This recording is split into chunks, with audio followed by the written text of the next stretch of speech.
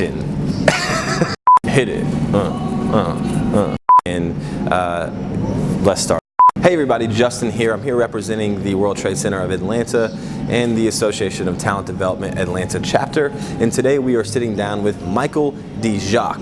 That might sound French to you, but is actually very much Polish. So we are sitting down with him and we're talking with him about the future of work. He is the COO of eWork.com, and his company helps other companies with the changing nature of work, including how to deal with a mobile workforce. So hope you enjoy this. Let us know, share, like this video, and we'll see you next time. Let's get started, Michael. Tell us a little bit about what eWork.com does. Well, everyone's aware of the disruptive changes that are occurring in the workplace as a result of technology, where everyone is mobile, that organizations are shifting from a one-to-one desk per person ratio to a shared work environment. That's disrupting the workplace to the point where people are wondering, well, what's the best way for me to work? Other areas where managers are asking, how do I know somebody's working if I can't see them? So what we've done is develop some training that essentially upskills individuals to work really well in a mobile work environment, and provides excellent skills for managers to be able to manage those people no matter where they are. And ultimately what we're talking about is shifting a corporate culture to a whole new way of working in a matter of weeks as opposed to years. Right. So as you know, I'm a member of ATD, and we actually had a group discussion on LinkedIn last week about this, about a mobile workforce. And I think someone asked, you know, are any other companies trying this out? And it seemed like, you know, half the people that were chiming in said, yeah, we're kind of doing this, we're kind of not. Some of it's working, some of it's not. Obviously, it's a trend, right?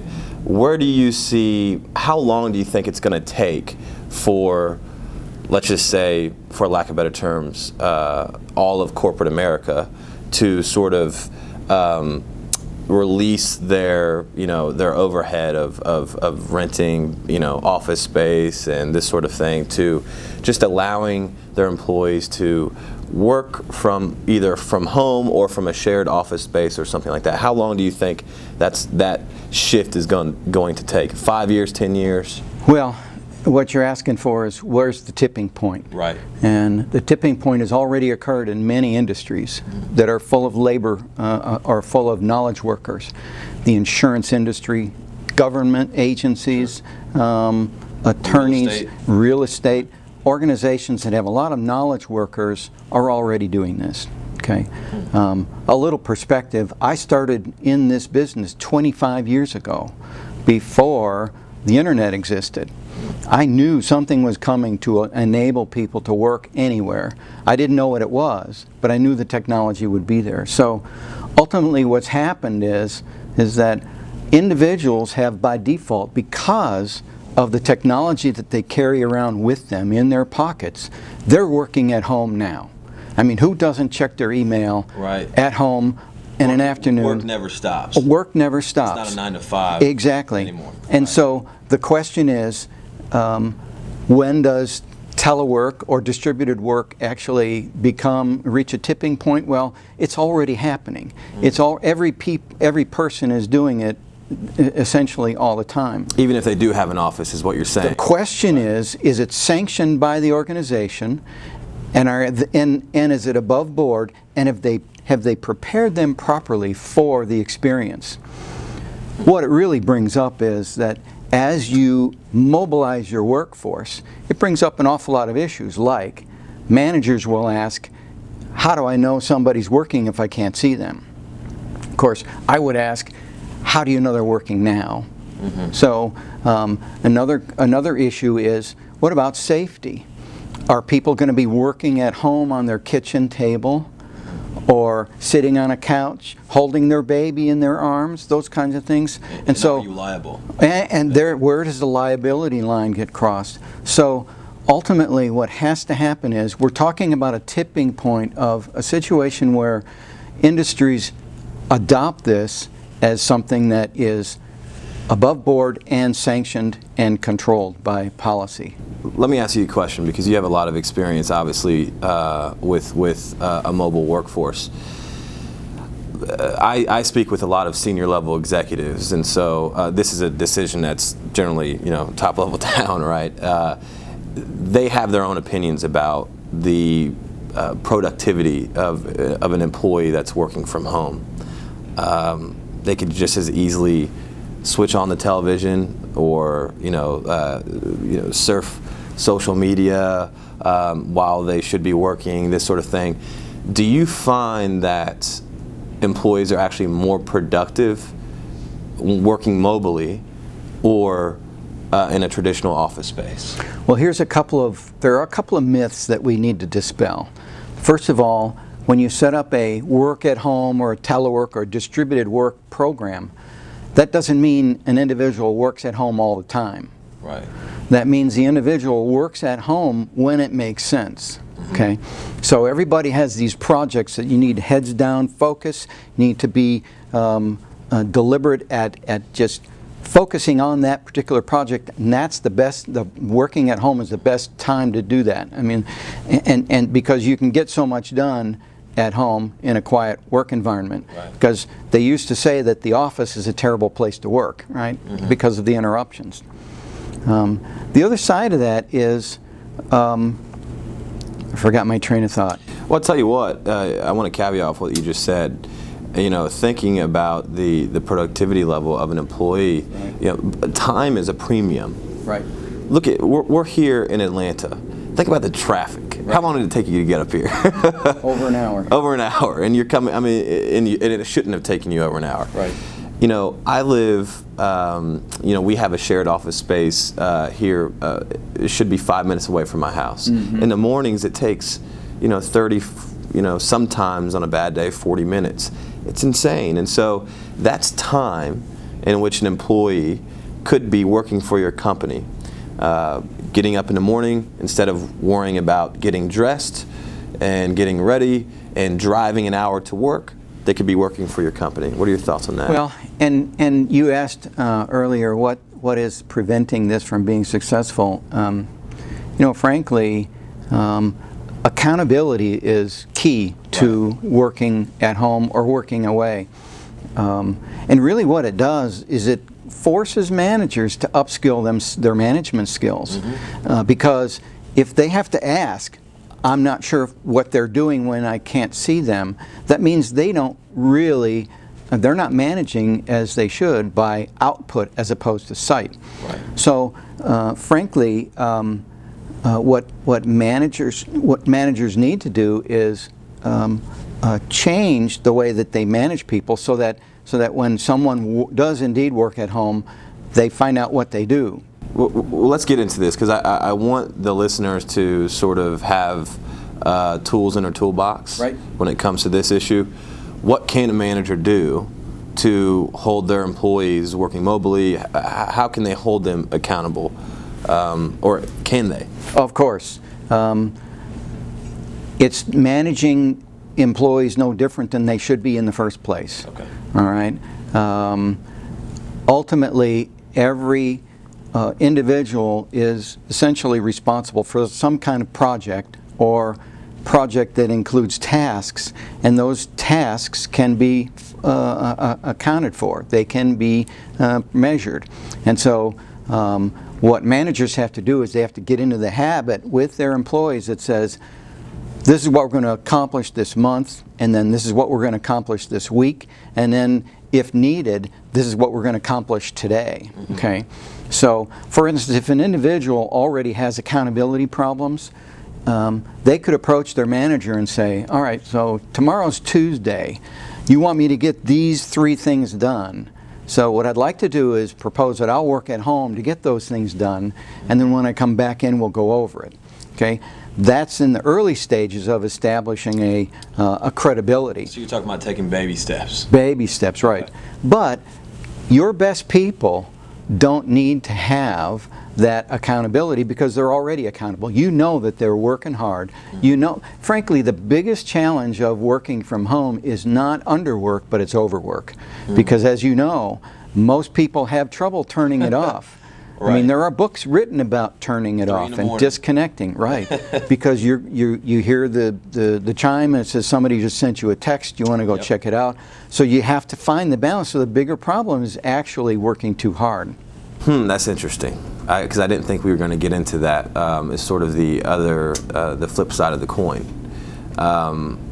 Is that something that eWork.com addresses as well? Is that the other side of the story for the employee side of the story? Absolutely. So what the employee needs to understand is the balance. There's got to be a work and family balance. It used to be that if you worked at a factory, you didn't bring your work home because you couldn't carry the car parts home with you, right? Clock in and clock out. out. But with all the technology that we have today, that's not so hard. It's not so hard to draw that line. Now, you also have to establish a pattern and expectations. Boundaries, right? Boundaries. Managers can't expect you to respond to an email at 3 in the morning. Right. Okay? And so what has to happen is an agreement between the manager and the team is, look, I know that when you're going to be at work, working at home, and you've got a big project, you're going to put in a 12-hour day here and there. But I don't want that to occur all the time. And so if you set those boundaries and say, I won't send you an email and expect you to respond to a text or something at 2 in the morning unless it's an emergency. Okay? So those are the boundaries that you set, and that way, everyone understands what those expectations are, and they make minor course corrections in order to improve on them or cut back, or if they're exceeding the boundaries, to make adjustments to make it right. Sure. So, Michael, we talked about productivity. We sort of talked about the flip side of the coin, and how we talked about balance. Let's talk about retention, because that's been an issue. It's been a major issue. It's something that my company, Adivate, deals with all the time. It's something that we try to address head on. How do you think working mobily or setting that up for your employees, even if it's taking baby steps, how have you seen it affect retention rates within a company? Good, bad, sort of no effect, or? Well, let's start with recruiting first. Okay. Statistics are saying that the Gen X, Gen Y employee will likely not join an organization that does not allow a mobile work option. Wow. Okay. Second, if a mobile employee, I lost my train of thought again. Well, I mean, I'm a younger guy. I'm 27. Oh, retention. Lifestyle matters, and you're right. I think that's one of the things that I think my generation really cares about, and I don't know if it's a generational thing or just a people thing, but we care about growth, and so we're working really hard. We're not working 9 to 5 like my parents did, and how you can't do that in an office space, you can't do that in a cubicle. Try to work as long as I do from I wake up at 7, right, most days, and I work till 3 in the morning. Try to do that in a cubicle. Right. It's almost impossible. Right. It would drive you nuts. You wouldn't last at all. You'd be burning the midnight oil, and you wouldn't be able to refuel it at all. So I know from a personal perspective, it allows me to stay refreshed in my role. It allows me to sort of cut out all of the interruptions. I'm more effective, more efficient, and when you're better at your job, honestly, you're happier in your job. But that I also know that's me, and I might be different from everyone else. And I just wanted to hear sort of what you've seen with with the employees that you're working with and how it affects them. And that's all very true. And for anyone that's driven, that has a job with responsibilities and knows what they're supposed to be accomplishing, and they're accountable for those things, that's actually pretty easy for someone to be flexible. But not everybody can work that way. Sure. And so you've got a couple of things you can consider. First, it's not for everyone. If there are people who require supervision to get work done, they enjoy and actually need the interaction with other employees, maybe working at home is not for them. We had one situation where an individual was an executive secretary for a government organization here, and she was absolutely required to be there while the executive was there, because he would say, "I need you now," okay? And she actually took the training to work at home. And everyone was wondering, well, how could she possibly do that when she's in such demand? But what she did was she wanted to work at home twice a month, because after they have a board meeting, she has to compile the minutes from the meeting. And what she does is twice a month she works at home to finalize it. So the point is that you can make adjustments for whatever needs that you have, because working at home provides you with the opportunity to do things that you really can't do at the office. Right. And I think it's interesting you keep bringing up the fact that it's all in context. Yes.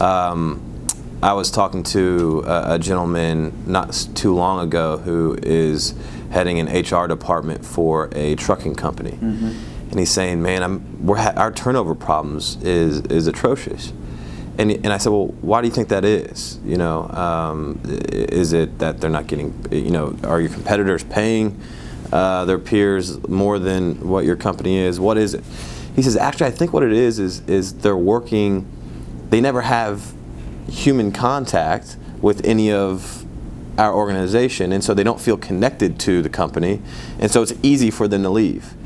And so that's just really interesting that we're talking, me personally, I love working from home, and maybe it's not the same thing that because a truck driver is not necessarily working from home, they're, on the road a lot. But I think that it's an important point that you keep pointing out, that managers and executives, before they do something like this, they need to take all the variables into consideration. Right. And they need to do some sort of assessment, I'm guessing. And is that what you do as well? Do you do some sort of assessment? We have an assessment tool that can be used for that. But, frankly, there's enough information on the internet that, people have been doing this for 25 years, so that There's plenty of guidance to do that. When you think about relationships within an organization, it's really important to establish relationships with your coworkers, your teammates. And so that's why working away from the office 100% is very, very difficult to do. Well, how do you build those relationships while they are at home? What we do is we use social media. Okay. We use technology. We use a theory that if an individual is gone more than they're at the office, and then they work on the phone or on email or instant messaging with other team members, when they do arrive in the office, they go out of their way to go visit with that person, to thank them for the time that they worked with them, to maintain that relationship, because that relationship is so essential. And so what actually happens is that their human contact is replaced with more of a psychological contact or a relationship contact that they need to be cognizant of. They need to go out of their way to establish these relationships and make them stronger. We talked about technology a few times, and we haven't really delved too deep into the new technologies that are coming out that are making this process easier. I'm in the learning industry myself, and so one thing that we talk about sometimes is virtual reality, for instance, going to take over the classroom. Is it going to mimic a classroom? What sort of, obviously virtual reality would help this process out, a mobile workforce. What other technologies do you see helping out managers? Because I take it that that's mostly our listeners, our managers, junior level management to senior level executives. What sort of technologies do you see coming out or are already out that are helping this process along? There's a whole new generation of collaboration tools that are coming out that allow people to have real-time monitoring of all things that are going on. Mm-hmm. It's using big data, it's using collaboration tools, it's using instant messaging, it's using social networking.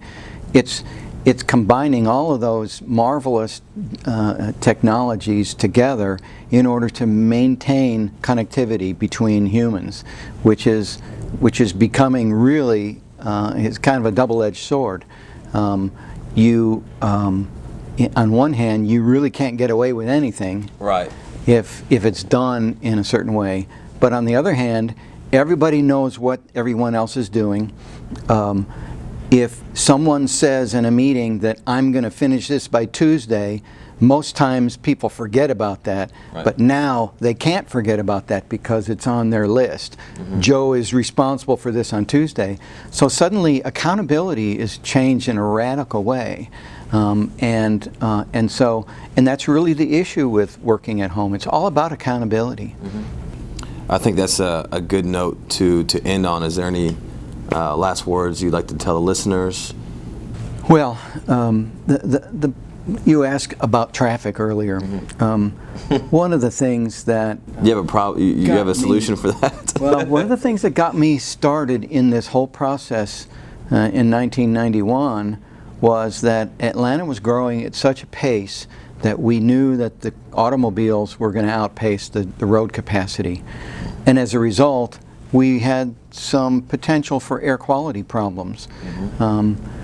And so my philosophy ended up by approaching major organizations to establish a program for selfish business reasons, and the clean air and traffic problems would go away for free. Mm-hmm. And if you think about what happens is when is the traffic the worst? It's worst when everyone else is on the road at the same time. If there's a traffic incident of some sort that causes backups, a catastrophic weather event of some sort, and if people were simply trained to be able to work at home during those events, it would be automatically reducing traffic when we most need it. And that's the philosophy that I would like to have managers adopt. I mean, it's not their responsibility to cover traffic, but as a community, we need to really work together to kind of all be in this same mindset that when something does happen, I want to make sure that all my employees are prepared to be able to work at home without having the organization miss a beat. Wow. I didn't know you were an environmentalist. That's awesome. Well, Michael, I appreciate you coming out, and I think we hit on a lot of good things today. I think that the listeners hopefully have some tools in their toolbox now. I appreciate it. Thank you. My pleasure. Yep. Hey guys, I hope you guys enjoyed that conversation with Michael Dziak and I. One thing that absolutely blew my mind was how he tied a mobile workforce to our environment. I never would have thought about that. So please like, share, comment below, and keep an eye out for the next videos to our Global Talent Series. Thanks.